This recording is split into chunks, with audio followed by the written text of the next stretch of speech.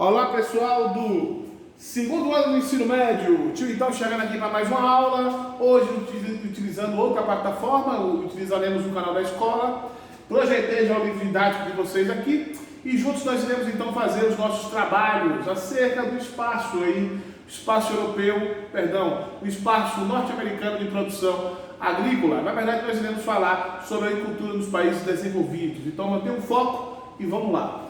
Gente, dá uma olhada aí nessa página número 28. Nós vamos falar então sobre esse espaço, a agricultura nos países centrais, desenvolvidos, né? Por isso centrais. Sabemos que os Estados Unidos é um dos maiores produtores do mundo, né? Responsável pela Revolução Verde, pela produção de agrotóxicos, transgênicos em larga quantidade e adquire preços bastante competitivos no cenário internacional. Aqui a gente tem que também lembrar, levar em consideração, que lá nos Estados Unidos nós temos alta tecnologia em sua produção. E mais do que isso, também sabemos que tem todo um planejamento em cima dos rios, das suas bacias hidrográficas, para a produção de alimentos, ou melhor, agricultura. Para ser mais preciso ainda, tenho que dizer que existem vários cinturões, né? São os belts, em inglês cinturão. Nós temos os cinturões verdes, cinturão do milho, cinturão de muita coisa, de muita produção. E a maioria dos seus excedentes é destinado à exportação. Aqui eu tenho uma bacia hidrográfica do Mississippi, Missouri. Posso perceber também a altimetria do relevo.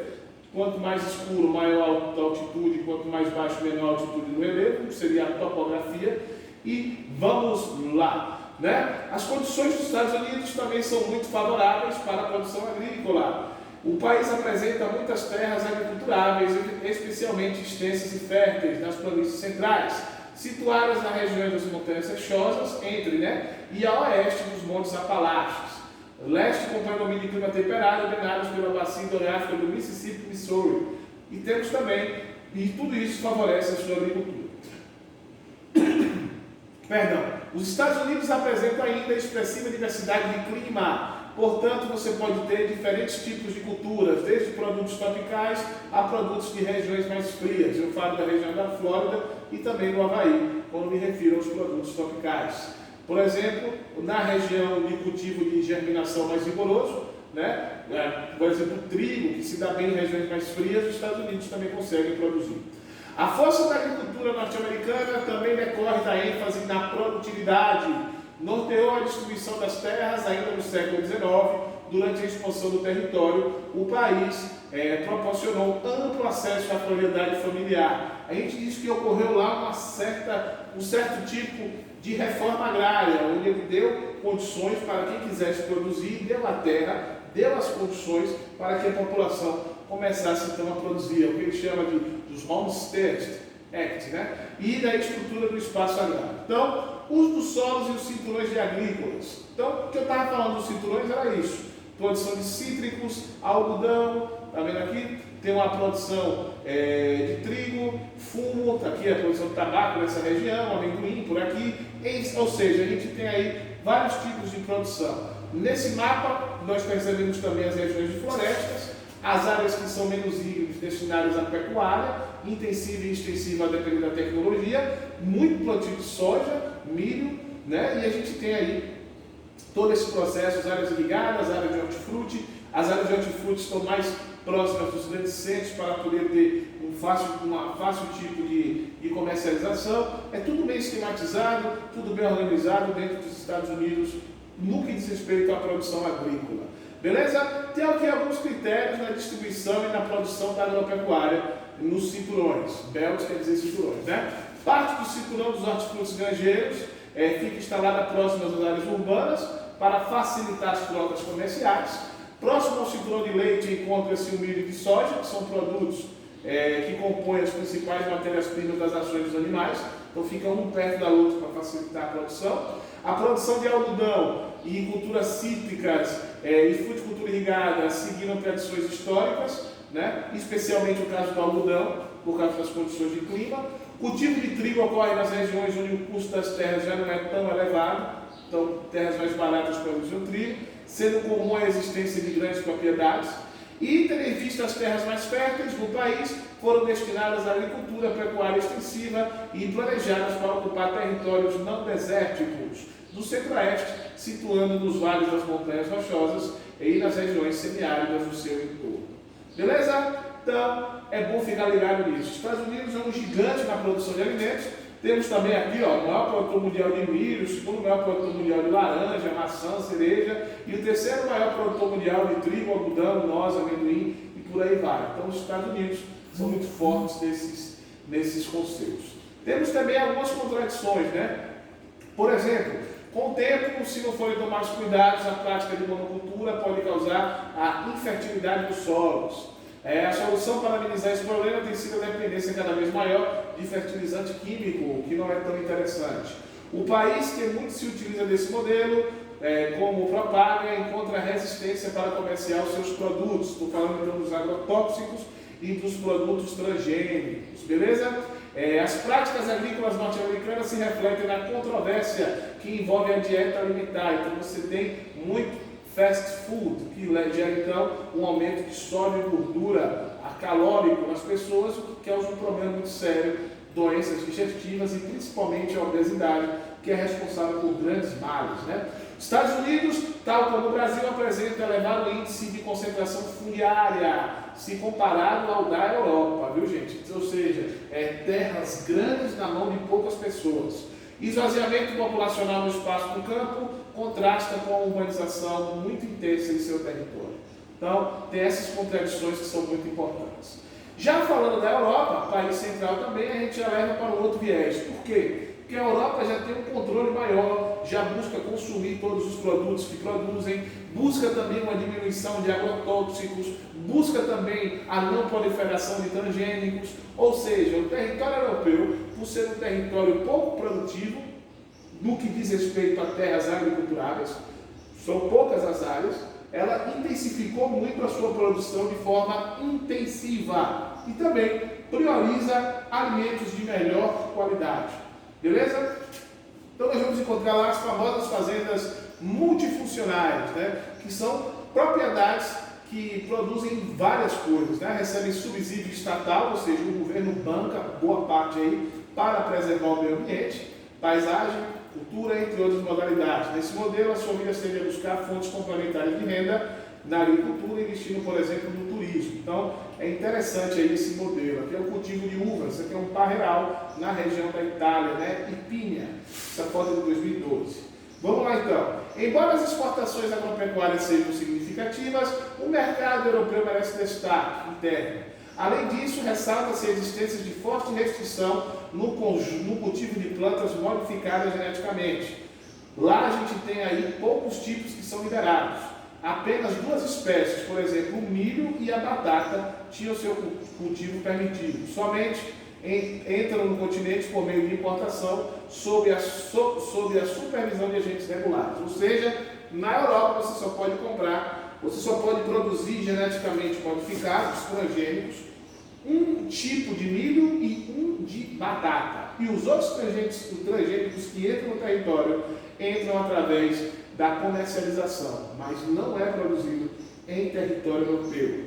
Essas características se dão principalmente porque busca estabelecer os princípios comuns de abastecimento, é o PAC, né? A Política Agrícola Comum. Em 1962, visava garantir a autossuficiência alimentar da União Europeia e a sobrevivência econômica dos agricultores por meio da aplicação de práticas protecionistas. A PAC possibilitou baratear artificialmente o preço dos produtos no bloco, uma vez que os preços da terra e da mão de obra são altos na região europeia. A justificativa para a adoção de tais medidas está nas rigorosas normas de higiene e segurança alimentar exigida pela União Europeia. Tanto que seus produtos quanto aos produtos importados, os produtos agropecuários europeus não conseguiriam competir no mercado internacional. Então, eles criaram várias práticas protecionistas para proteger o seu produto internamente e facilitar a produção interna e valorizar mais os seus produtos, né? Vamos lá então, o que é que esse PAC ele garante, né? Ele setoriza a produção de alimentos do bloco, ele facilita a comercialização de produtos com taxas alfandegárias mais baixas para quem é da União Europeia e estimula o consumo de produtos oriundos do próprio bloco. Então os europeus só consomem os alimentos fora do bloco quando estes já não são produzidos no seu bloco econômico. Lembre-se que é o último estágio aí de evolução do bloco econômico em que a União Europeia está inserida. Alguns estudiosos dizem que está um patamar atrás e outros dizem que está no mais alto grau de interação. Portanto, o PAC tem uma função muito forte aí dentro do território europeu, porque ele faz com que você possa fomentar uma agricultura e proteger mais ainda os agricultores europeus. Beleza? Temos outros países que também se destacam, por exemplo, o Canadá, um dos maiores produtores de trigo do mundo, né? Por quê? Porque está lá na região, a região mais fria, então o seu território é muito propício à produção desses cereais. Está aqui um cultivo de trigo, província de Manitoba, Canadá. Isso aqui, trigo de primavera, né? Um trigo que se dá de forma rápida. O Japão, país desenvolvido, por ter um problema muito sério aí com o território, eles utilizam uma agricultura relacionada também às agriculturas verticais. Aqui são prédios onde você planta aí alguns alimentos, hortaliças, essas coisas nas suas grades, interessante para o consumo, elevar a produtividade. O Japão consome muito arroz, muito legumes, muito peixe, né? Então, o peixe, claro, ela pesca, mas arroz e legumes você precisa de território para poder produzir. Austrália e Nova Zelândia, países que se sobressaem ainda mais na pecuária. A produção agrícola expressiva ocorre na Austrália, apesar de boa parte do seu território ser desértico, né? Cultivo de frutas, vinhedos, tudo isso nas áreas na região mais do Mediterrâneo. Israel tem um território pequeno, tem os kibbutzes, né, que se utiliza em muitos casos água do mar dessalinizada. Então eles conseguem produzir no deserto, com estufas, com irrigação e por aí vai.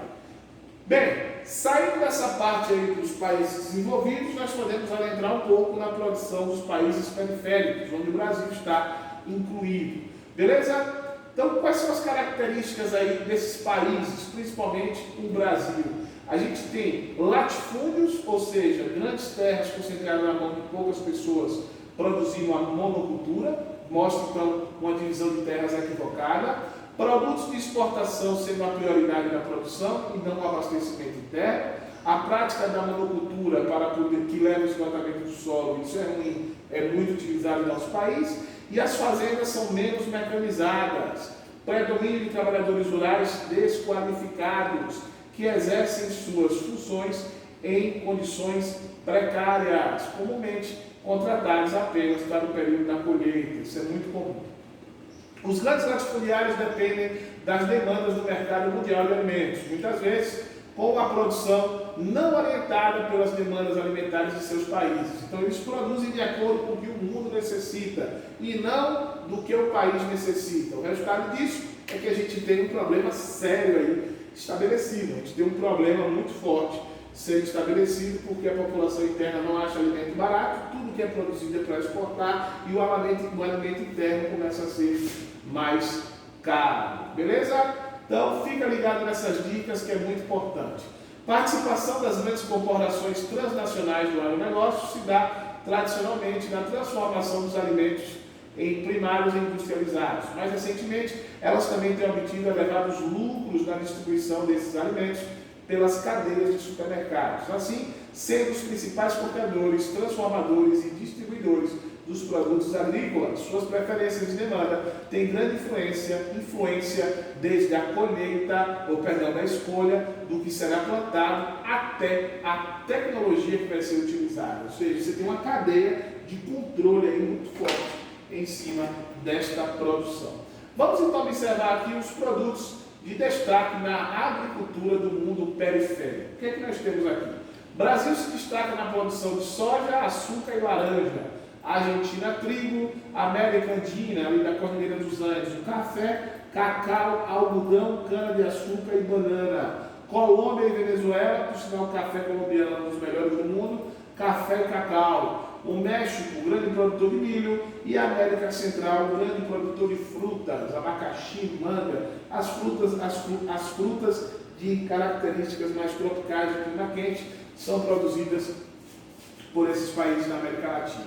Continente africano, nós temos a região do Sahel com algodão, África subsaariana com café, mandioca e produtos tropicais, África Mediterrânea, a fruticultura, vinha e oliveiras. China se destaca com cereais. Ásia Meridional e Sudeste da Ásia com arroz, sorgo, amendoim e chá.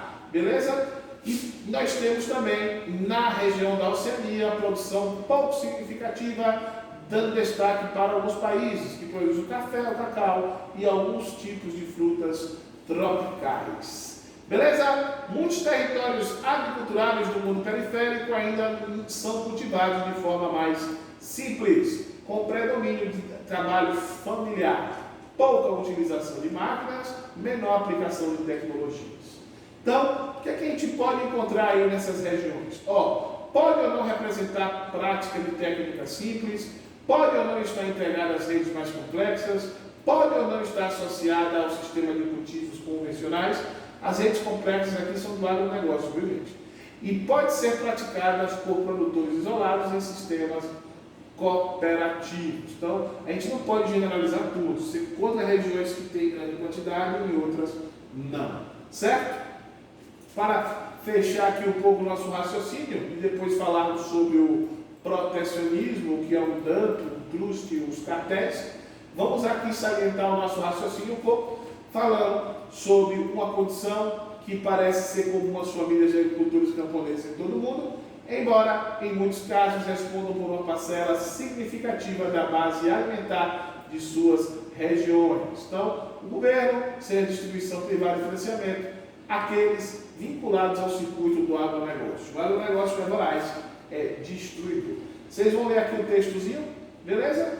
E depois nós iremos falar sobre o protecionismo. Falando do protecionismo, a gente chega então ao fim, né? Praticamente ao fim deste capítulo. Beleza, gente? Então, era basicamente isso. Queria ter essa atenção de vocês por hoje. E próximo vídeo nosso a gente avança mais um pouco para falarmos sobre as questões do protecionismo. Um abraço de tio então e até a próxima. Valeu!